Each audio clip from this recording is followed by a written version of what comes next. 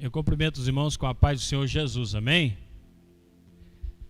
Abra sua Bíblia na primeira epístola de João, capítulo de número 2, e versículo de número 15. Nós vamos estar lendo este versículo como um versículo base para o estudo que nós vamos estar estudando hoje, que tem o tema A Verdadeira História do Natal. Primeira Epístola de João, capítulo 2, e versículo de número 15.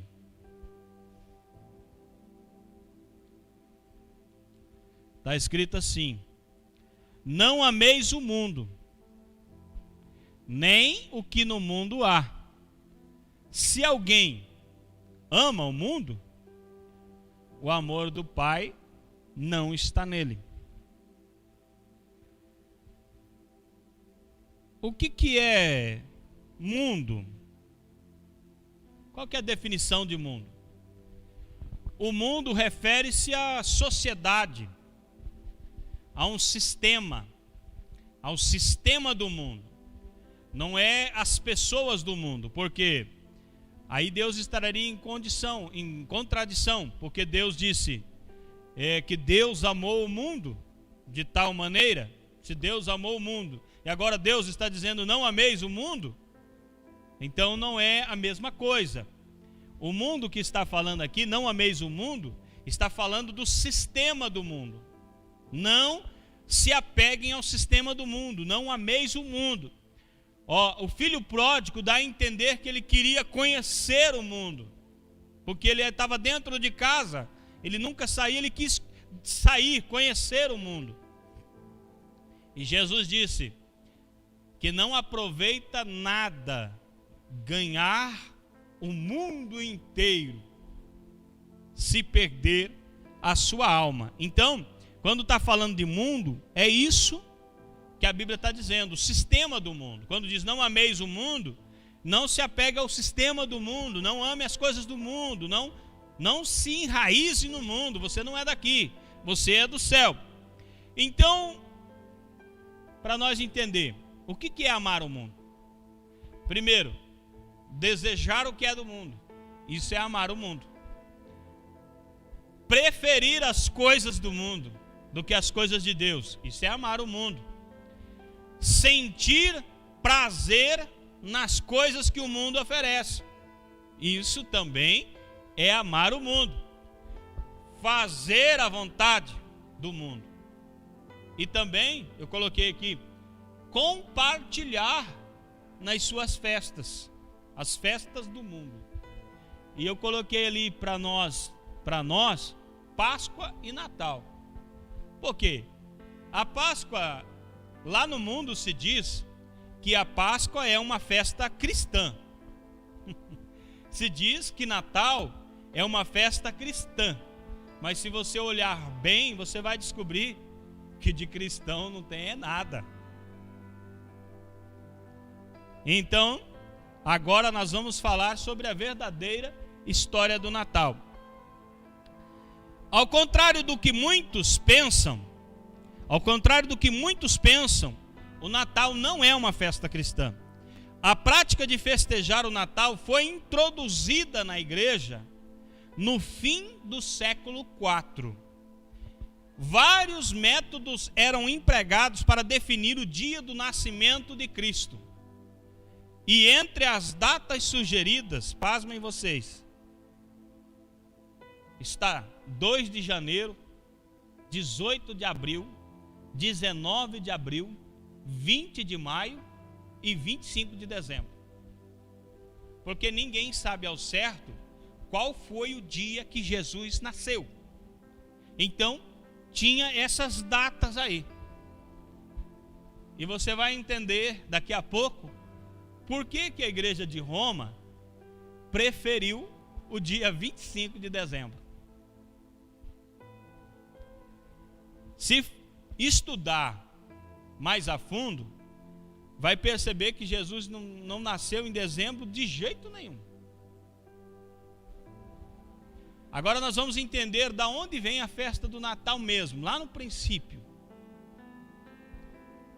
Esse homem aqui, esse grandão ali, o nome dele é Nimrod. E sabe onde está o Nimrod? O Nimrod está lá em Gênesis, capítulo de número 10, e o versículo de número 8 até o versículo de número 10. Gênesis, capítulo de número 8. Gênesis, capítulo de número 8, capítulo de número 10 e versículo de número 8 até o 10. Por incrível que pareça, eu esqueci de colocar essa referência aqui para colocar no slide para os irmãos. Quem achou pode ler.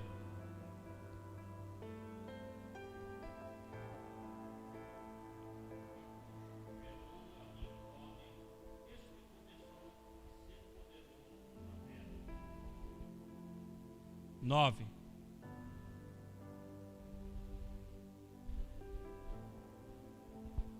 Pode ler o 9, quem achou?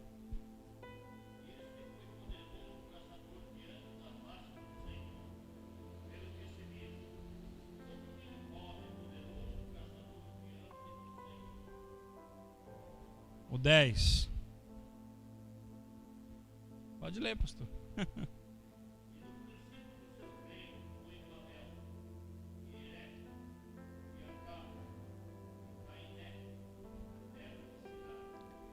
Então, a Bíblia cita aqui esse homem chamado Nimrod. Você ouviu a palavra Babel? Então, ele também é o idealizador da Babel. Tudo que você conhece, esse sistema competitivo, a raiz está lá em Nimrod.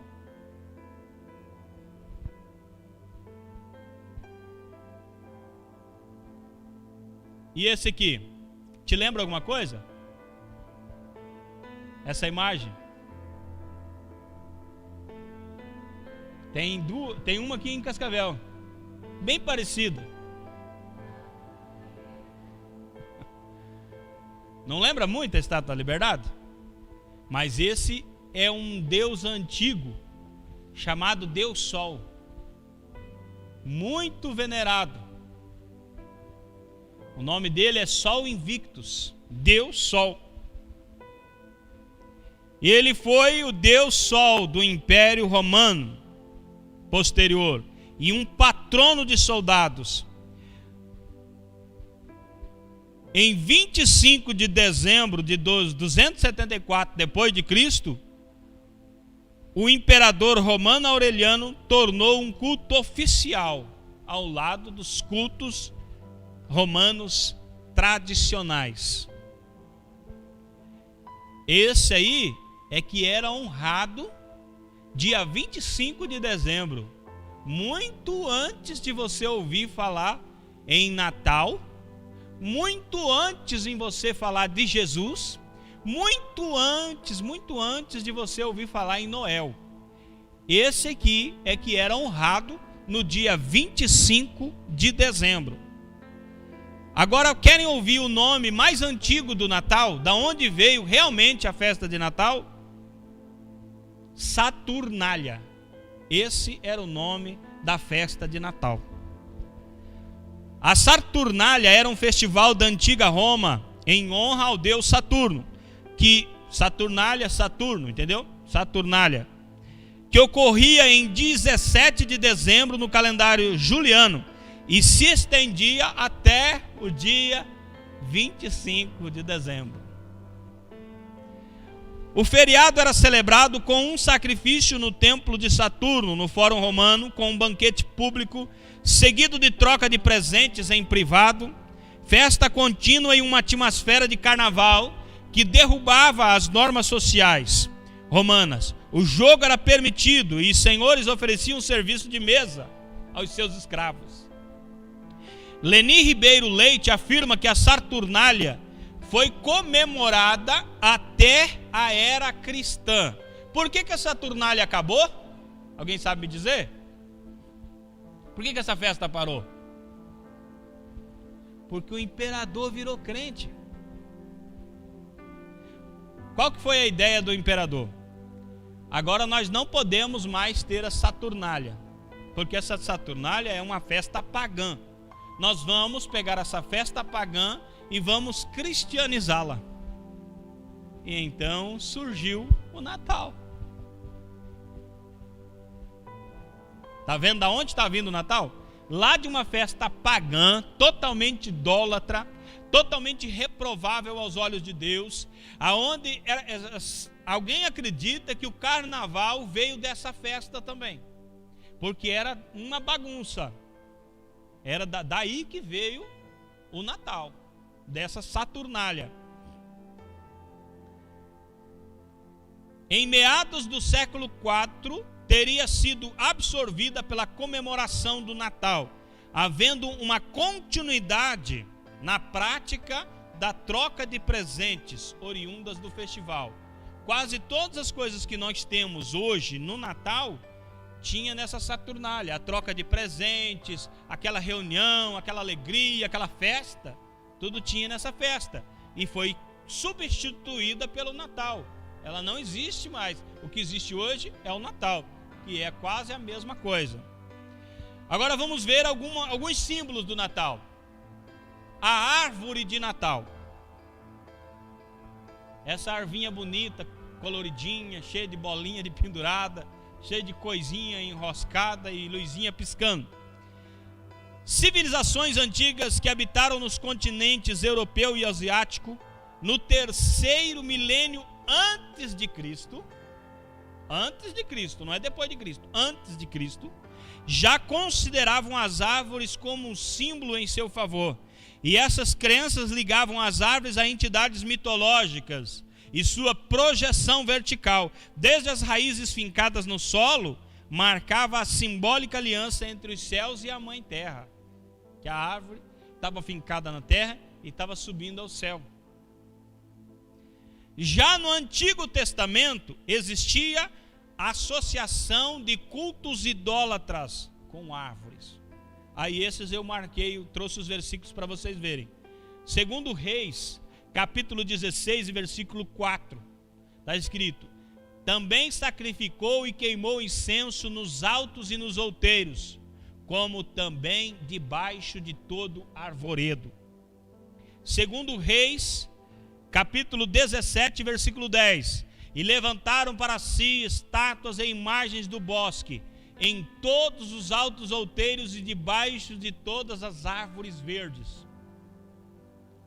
Isaías 57, versículo 5, que vos inflamais com os deuses debaixo de toda árvore verde, e sacrificais os filhos nos ribeiros, nas fendas dos penhascos.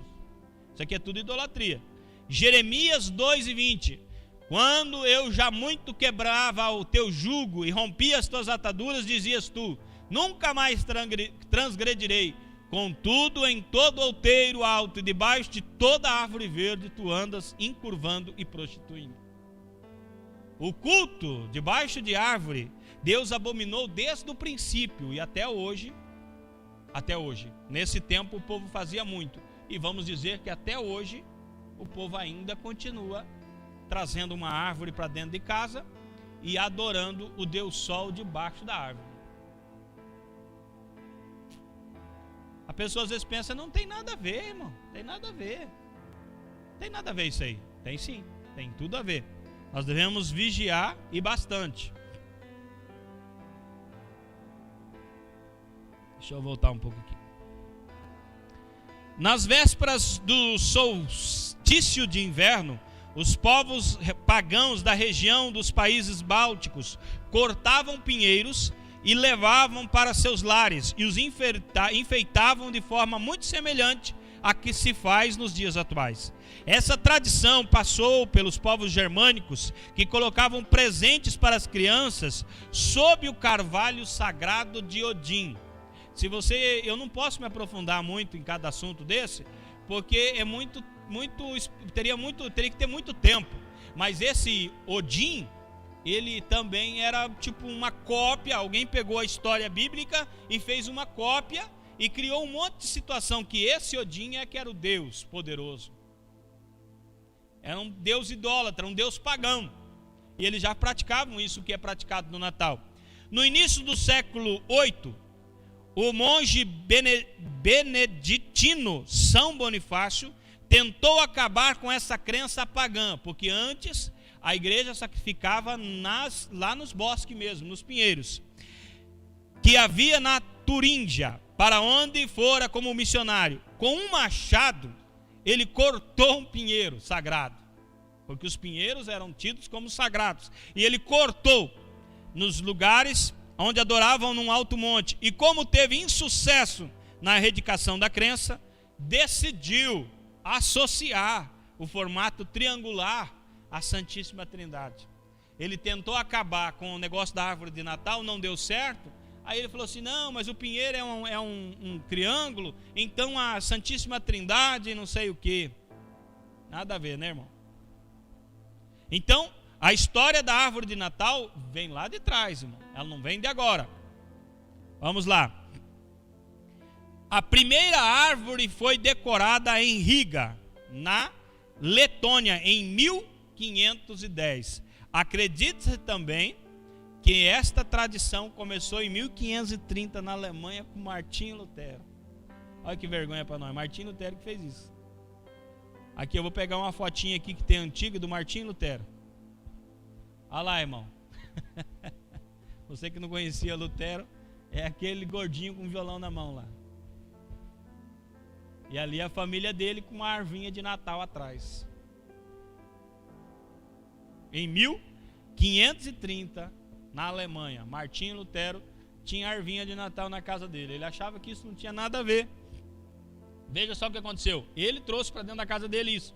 Certa noite, enquanto caminhava pela floresta, Lutero ficou impressionado com as belezas dos pinheiros cobertos de neve. As estrelas do céu ajudaram a compor a imagem que Lutero reproduziu com galhos de árvore em sua casa. Além das estrelas, algodão e outros enfeites, como velas acesas, para mostrar aos seus familiares a bela cena que havia presenciado na floresta. Ele viu lá na floresta e veio e trouxe uma árvore para dentro de casa. Para ele não tinha nada. Agora, veja só o exagero das árvores de Natal que existem no mundo. Olha o tamanho daquela árvore. Olha essa outra. Quanto você acha que gasta para fazer uma árvore dessa?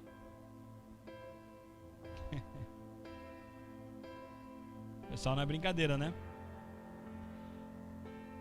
Por que devemos comemorar o Natal com a ceia da meia-noite?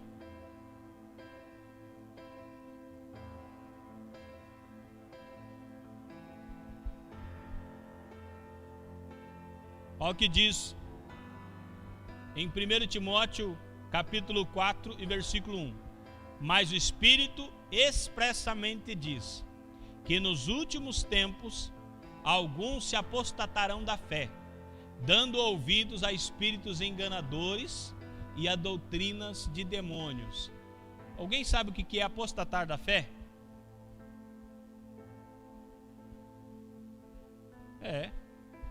Apostatar da fé é você ir distanciando da verdade, apostatando-se. Você uma hora era crente e foi passando o tempo e você nem percebeu que já não é mais, deixou de ser. Por que devemos comemorar o Natal com a ceia da meia-noite? Porque é um ritual aos deuses pagãos. No dia 24, na ceia da meia-noite, é a adoração à Mãe Lua. Semíramis é o nome dela.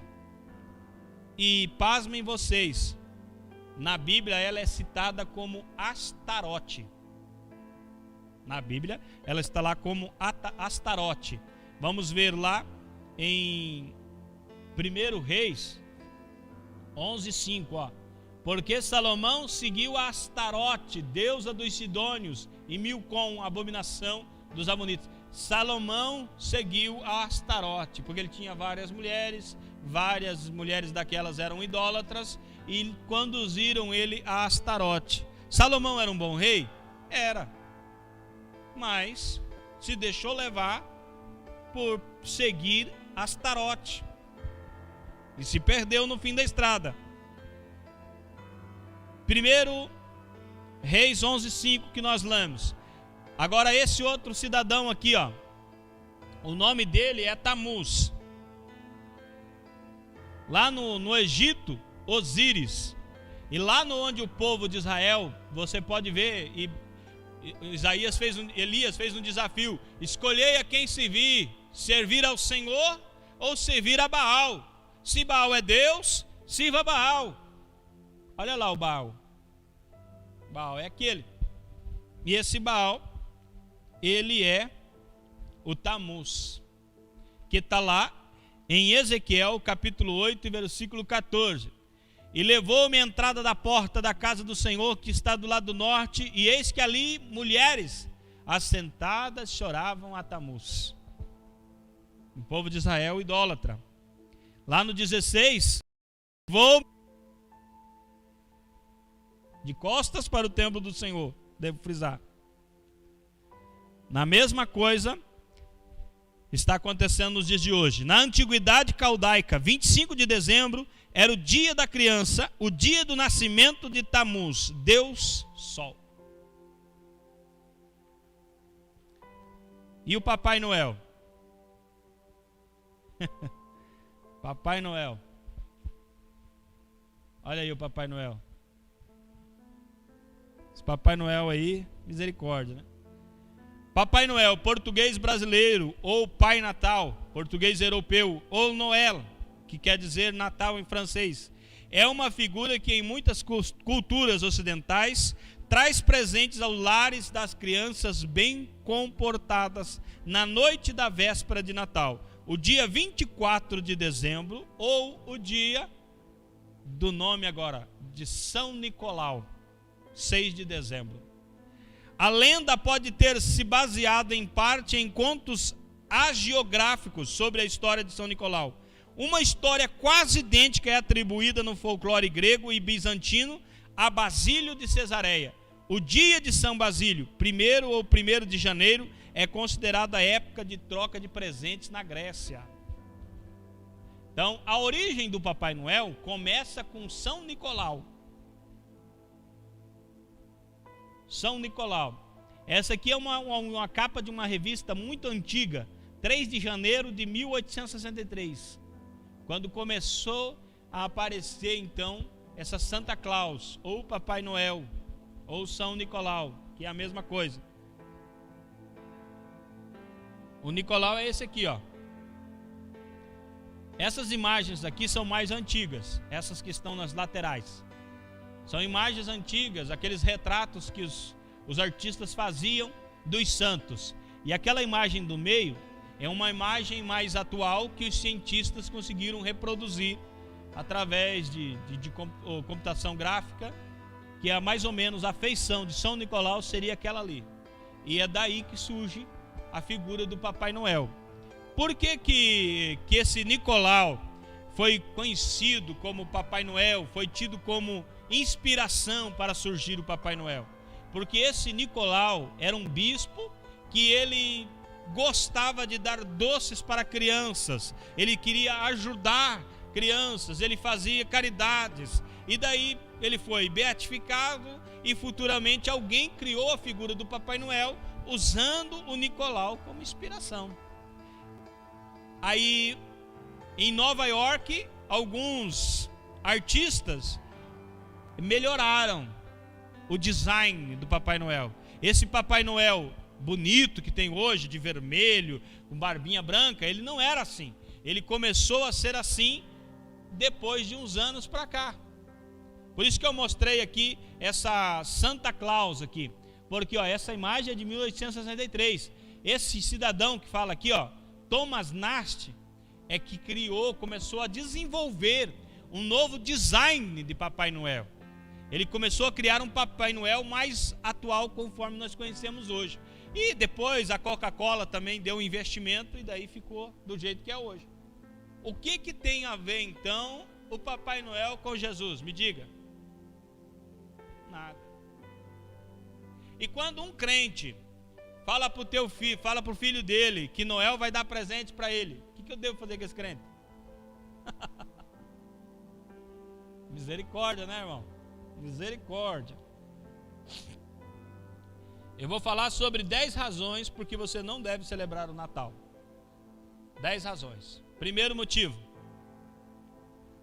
a Bíblia não manda celebrar o nascimento de Jesus em lugar nenhum. A Bíblia não manda. Em lugar nenhum a Bíblia diz: celebremos o nascimento de... Não, a Bíblia manda celebrar a ceia do Senhor. A Bíblia manda adorar o Senhor, louvar ao Senhor, mas em momento nenhum manda celebrar o nascimento do Senhor. Segundo motivo: Jesus não nasceu no dia 25 de dezembro. O dia 25 de dezembro é uma data de uma festa pagã que o imperador cristianizou, colocando como Natal. Não tem nada a ver com o nascimento de Jesus. Terceiro motivo: a vitória da igreja está na ressurreição de Jesus e não no nascimento. Se Jesus tivesse nascido, não tivesse ressuscitado, hoje nós não estávamos aqui.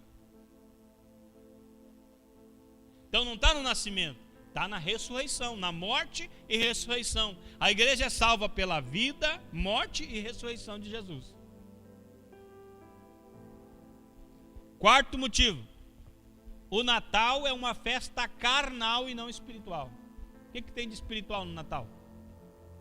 Você fica mais crente quando chega o Natal? Ô irmão, o Natal eu sinto a presença de Deus. Tá bom então. O Natal é um culto comercial, onde os ricos ficam mais ricos, vendendo ilusões aos pobres. É verdade ou mentira? Até o Pablo, que não sabe quanto custa o chocolate, diz que é verdade.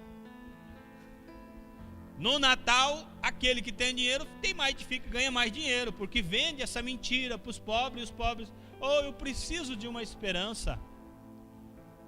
Sexto motivo: porque esta festividade está baseada em culto a falsos deuses nascidos na Babilônia. Não tem nada a ver com Jesus isso, irmão. Até quando você diz o espírito do Natal, essa frase é perigosa. Eu, se fosse você, nunca dizia essa frase, o espírito do Natal, porque o espírito do Natal é perigo, irmão. Sétimo motivo: esta festa não glorifica Jesus de maneira nenhuma. E a igreja está aqui na terra para quê? Para glorificar a Jesus. Tudo o que você fizer tem que glorificar a Jesus. Quando você comemora o Natal, você não glorifica Jesus. Como disse o poema aqui do Nabucco Portes, o que menos é lembrado do Natal é Jesus. Que se Jesus fosse mesmo o foco da festa, deveria ser lembrado a todo momento. Ele é esquecido nessa festa. Oitavo motivo: porque os adereços, enfeites de Natal, são verdadeiros altares de deuses da mitologia antiga, que são demônios. Eu ia explanar um pouco sobre esses adereços, que são aquelas bolinhas de Natal, aquela guirlanda, aquela estrela, tudo. Eu ia falar sobre tudo aquilo, mas daí não dá tempo, irmão. Não dá tempo. Nós temos bem pouco tempo.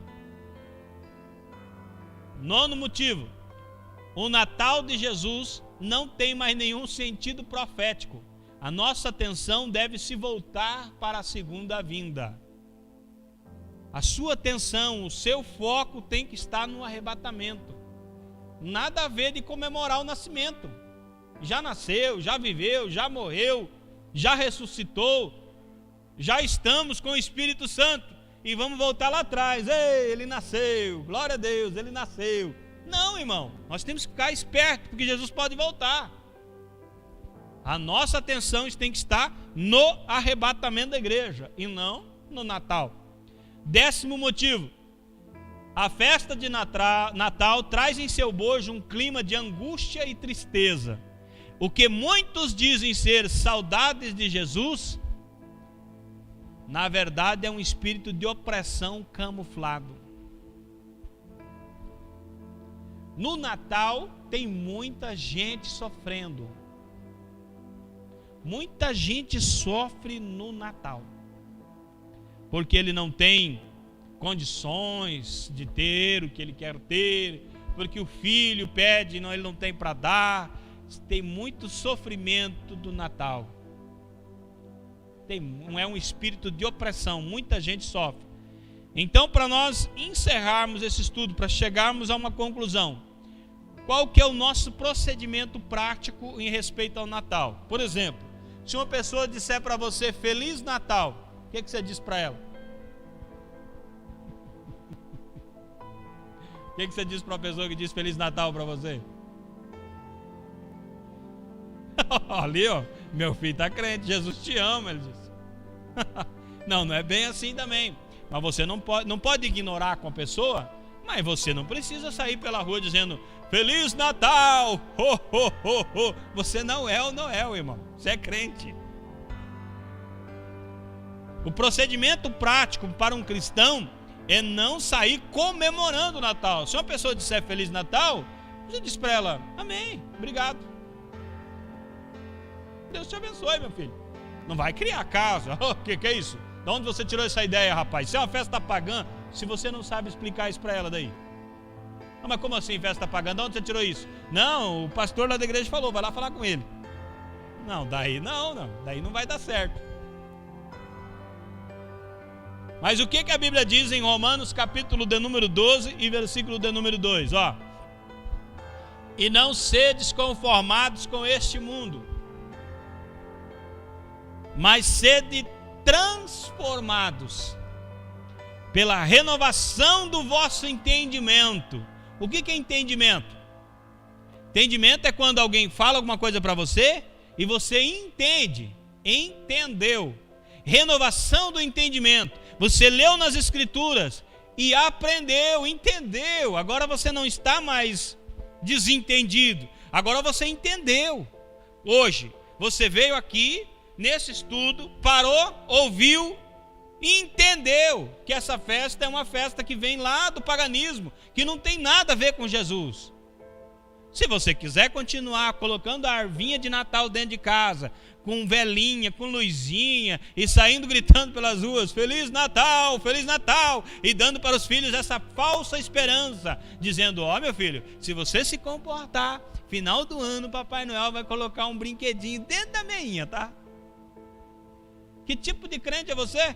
Você ouve, mas você não renova a sua mente. Você continua nos velhos caminhos antigos.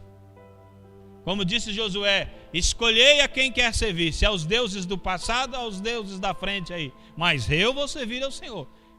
Então, servir ao Senhor tem isso aqui, transformação, renovação do entendimento. Porque se você entrar nessa, aí a Bíblia tem uma promessa para você. Para que experimenteis qual seja a boa, agradável e perfeita vontade de Deus. Isso é para quem quer.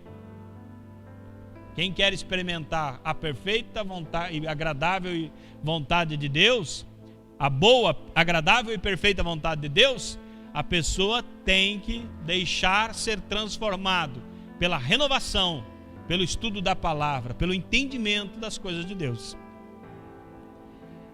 1 João capítulo 5 e versículo 4.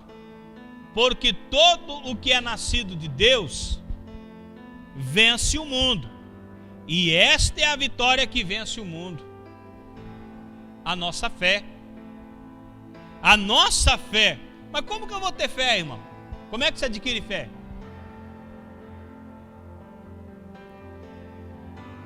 O pastor disse, ouvindo a palavra. Por isso que essa geração hoje, olha só o que essa geração de hoje faz. Se não dá nos nervos uma coisa dessa. O camarada põe uma árvore de Natal, praticamente só falta rezar um terço ali em volta, e depois ele vai lá no Facebook e debate. Ele posta a foto dele com a família dele na árvore, vai lá no Facebook e debate sobre o assunto, dizendo que aquilo ali não tem nada de errado, Está tudo certo. Filho, deixa eu só explicar uma coisa para você. Você não está construindo nada. Você está desconstruindo bastante. Não está ajudando em nada. Nessa história de defender essa mentira, você não está ajudando em nada. E por que é que você fez isso? Porque na hora de estudar a Bíblia, você escapa fora.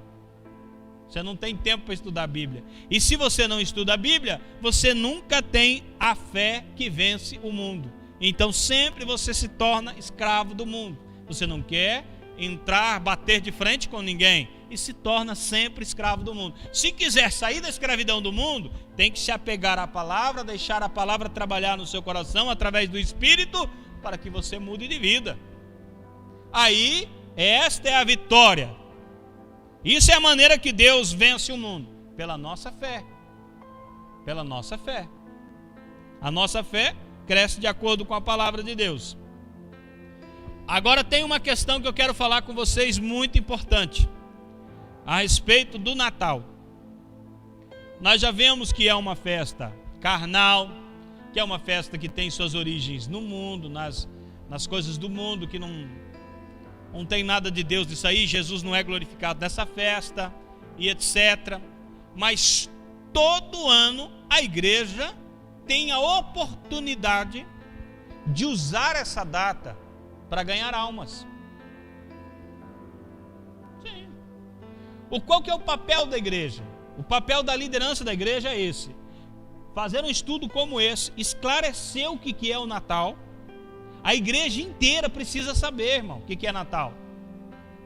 Não pode acontecer de um crente dentro da igreja achar que a festa de Natal está comemorando realmente o nascimento de Jesus. Não tem nada a ver com isso. A festa de Natal é uma festa pagã, só foi cristianizada. Por quê? Porque senão os cristãos iam continuar indo para a festa pagã. Então Constantino criou uma festa, pegou e cristianizou aquela festa, proibiu aquela, falou: a partir de agora quem fazer essa festa nós mata. Porque naquele tempo era assim, matava mesmo.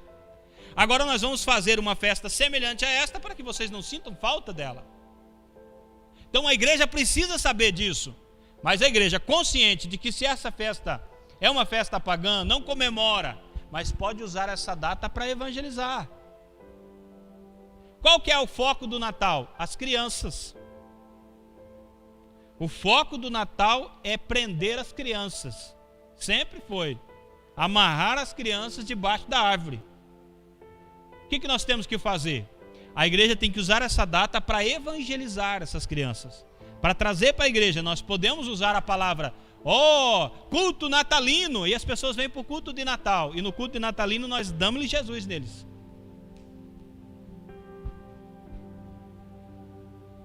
Só que a gente tem que ter primeiro a consciência do que é o Natal, porque senão nós, depois daqui uns dias, nós estamos colocando Papai Noel dentro da igreja. Não tem nada de errado, pastor, é culto de Natal. E se eu falar para você que eu já vi no Facebook o Noelzinho dentro da igreja dos crentes? Porque a pessoa não tem um esclarecimento, então ela pensa que não tem nada a ver. O pastor liberou. Nós podemos usar essa data para evangelizar, mas nós não podemos se esquecer o que realmente é o Natal. Alguém tem alguma dúvida?